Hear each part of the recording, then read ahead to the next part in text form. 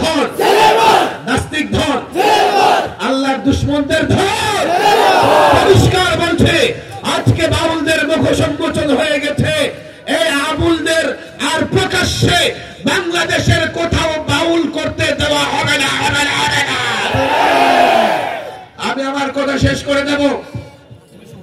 বর্তমান যে ফিতনা, আমার আলেম ওলামা মাদ্রাসার ছাত্রদের বুঝতে হবে এটা এমন এক ফিতনা, এটাকে আমরা বলি ইলহাদি ফিতনা, ফিতনা ইলহাদ।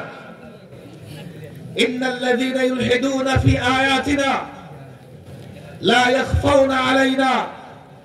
ইলহাদ, ফিতনা ইলহাদ কি জিনিস, মুলহিদ কারা, এটা আলেম ওলামা এই জনতাকে বুঝতে হবে।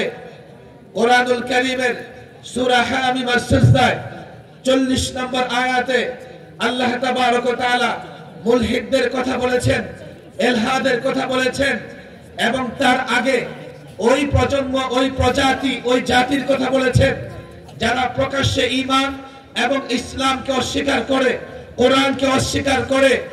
কিন্তু আরেকটা জাতি যাদের আলোচনা এই আয়াতে হয়েছে, তারা ওই জাতি প্রকাশ্যে ইসলামকে অস্বীকার করে না, প্রকাশ্যে কোরআনকে অস্বীকার করে না, তবে কোরআন সুন্নাহর ব্যাখ্যা আহলুস সুন্নাহ ওয়াল জামাতের দৃষ্টিভঙ্গিতে তারা দেয় না। এই ব্যাখ্যাকে বিকৃত করে আপনারা দেখেছেন এই আবুল কোরআনকে কি করে বিকৃত করেছে। সে বলে যে সূরা নাসে এত নাস কেন, সূরা নাসে এত নাচতে বলছে, এই জন্য এত নাস। কুল আউযু বিরাব্বিন নাস মালিকিন নাস ইলাহিন নাস, এত নাচ কেন, নাচতে বলছে এই জন্য। নাচ শব্দের অর্থ কি বলেন, নাচ শব্দের অর্থ কি, নাচ শব্দের অর্থ কি, আরো জোরে বলেন না। আল্লাহ নাচতে বলছে, তাহলে আবুল এই কথা বলে কোরআনকে বিকৃত করলো কি করলো না।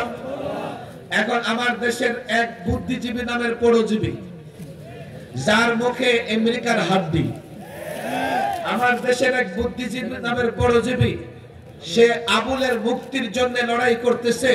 কিন্তু এই আবুল কোরআনের বিরুদ্ধে অবস্থান নিয়েছে, কোরআন বিকৃত করেছে এবং আল্লাহকে নিয়ে কটূক্তি করেছে। এর বিচার সে একবারও চাইল না।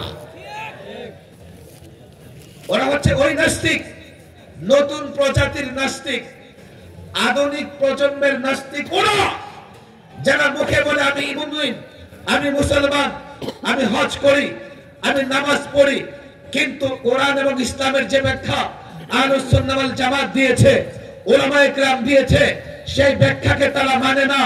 তারা হচ্ছে ওই জাতি লা ইয়াখফাউনা আলাইনা, তাদের গোপন মিশন শিরক এবং কুফরের মিশন, যা আল্লাহর কাছে গোপন নয়। আল্লাহ মাঝে মধ্যে তা প্রকাশ করে দেয়। আজকে এই বুদ্ধিজীবী নামের পরজীবী এবং বাউল গোষ্ঠীদের কুফর শিরক আমাদের কাছে প্রকাশিত হয়ে গেছে।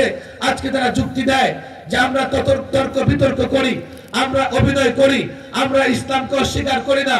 আচ্ছা, তর্ক বিতর্ক করো, বহস করো, মুনাজারা করো, আমাকে বলো কোন তর্ক বিতর্কে কাউকে গালি দেওয়া যায়, কোন তর্ক বিতর্কে অশ্লীল শব্দ ব্যবহার করা যায়, কোন টকশোতে গিয়ে নিকৃষ্ট শব্দ ব্যবহার করা যায়।